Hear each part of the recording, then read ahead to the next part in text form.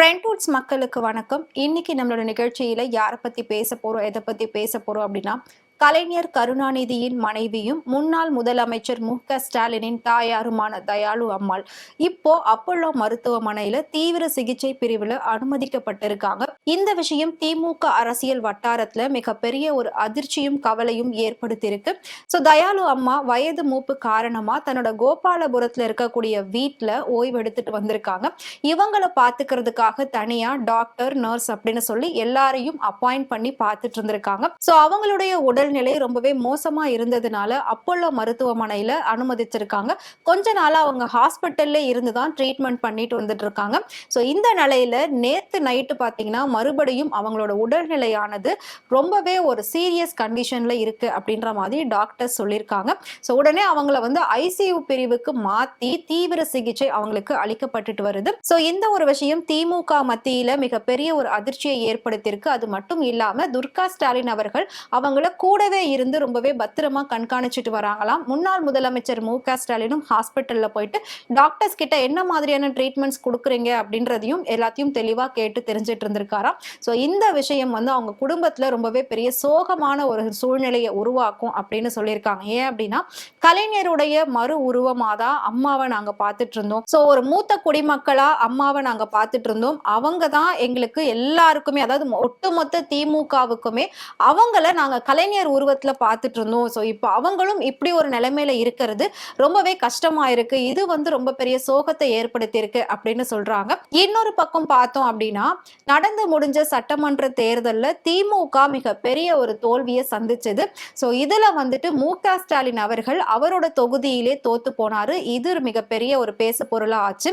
இதை வச்சு தாவேகாவினர் என்ன பண்ணாங்க அப்படின்னா தொடர்ந்து திமுகவை பயங்கரமா விமர்சிச்சு பேசியிருந்தாங்க. அது மட்டும் இல்லாம மு.க. ஸ்டாலின் அவர்கள் தொடர்ந்து மன உளைச்சலையும் மன அழுத்தத்திலையும் இருந்ததா சொல்லப்படுது. அவரு அடுத்த ஒரு தேர்தலை எதிர்நோக்கி இருக்காரு. கண்டிப்பா அந்த தேர்தலில் ஜெயிக்கணும் அப்படிங்கிற ஒரு மன இறுக்கம் அவருக்குள்ள ரொம்பவே அதிகமா இருக்கு. இந்த தேர்தல் தோல்வி டோட்டலா திமுகவே ஒரு ஆட்டம் ஆடிடுச்சு அப்படின்னு சொல்லலாம். இது எல்லாத்தையும் கேள்விப்பட்ட தயாளு அம்மா அவங்களும் இந்த மாதிரி ஒரு மன கஷ்டத்துல தான் இருந்திருக்காங்க. அதாவது தன்னுடைய கணவர் கட்டி காப்பாத்தி ஆரம்பிச்ச ஒரு கட்சி இன்னைக்கு இந்த அளவுக்கு நிலை குலைஞ்சு போயிருக்கு. ஏன்னா அந்த கட்சி கூட்டணியில இருந்த பல பேர் இன்னைக்கு பிரிஞ்சு தாவேகாவுக்கு போயிட்டாங்க.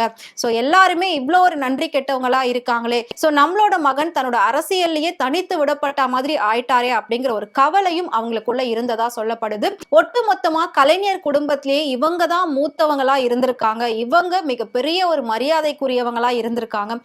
இவங்களை நாங்க கலைஞர் மாதிரி பார்த்துட்டு இருந்தோம், அப்பா அம்மா மாதிரி பார்த்துட்டு இருந்தோம்.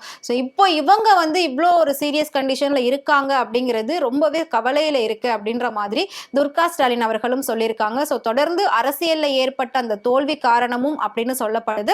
மு.க. ஸ்டாலின் அவர்களும் பாத்தீங்கன்னா அவங்க அம்மா கூடவே இருந்துதான் எல்லா விஷயமும் பாத்துக்கிறாங்க, பண்றாங்க.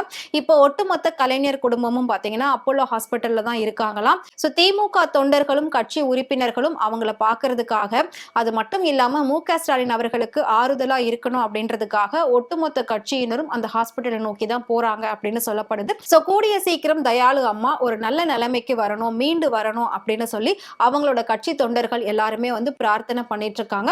வயது மூப்பு காரணமா மட்டும்தான் அவங்களோட உடல்நிலை தொடர்ந்து மோசமான ஒரு நிலைமையில இருக்கு அப்படின்னு சொல்லியிருக்காங்க. வயது மூப்பு காரணம், இன்னொரு பக்கம் பாத்தீங்கன்னா அவங்களுக்கு மன அழுத்தமும் இருக்கு அப்படின்னு சொல்லியிருந்தாங்க.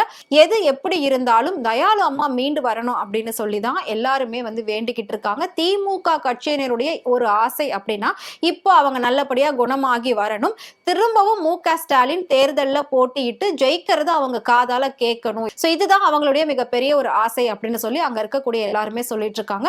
அவங்களுடைய ஆசை நிறைவேறணும் அப்படிங்கிறது தான் எல்லாருடைய ஒரு வேண்டுதலாகவும் இருக்கு. அவங்களுடைய உடல்நிலை கண்டிப்பா திரும்பவும் சீரா இருக்கணும், நல்லபடியா அவங்க வரணும் அப்படின்னு சொல்லி அவங்களோட குடும்பத்தார்கள் எல்லாருமே பிரார்த்தனை பண்ணிட்டு இருக்காங்க. ஒரு மூத்தவங்க கண்டிப்பா ஒரு குடும்பத்துல இருந்தாதான் அந்த குடும்பம் நல்லபடியா இருக்கும் அப்படின்றதுல எந்த ஒரு சந்தேகமும் கிடையாது. ஏன்னா கலைஞரோடவே பயணிச்சவங்க, அவங்களுடைய ஒரு வாழ்க்கையா வந்தவங்க. அதனால அவரோட உருவத்துல தான் இவங்களை எல்லாருமே பார்த்திருக்காங்க, வணங்கி இருக்காங்க. அவங்க நல்லபடியா வரணும் அப்படின்னு சொல்லி ஒட்டுமொத்த திமுகவினர் பல கோவில்கள்ல பிரார்த்தனை வச்சிட்டு இருக்காங்க, வேண்டுதல்கள் செஞ்சிட்டு இருக்காங்க. அவங்க கண்டிப்பா குணமடையணும் அப்படின்னு சொல்லி ஃப்ரெண்ட்வுட் சார்பாகவும் பிரார்த்திக்கிறோம்.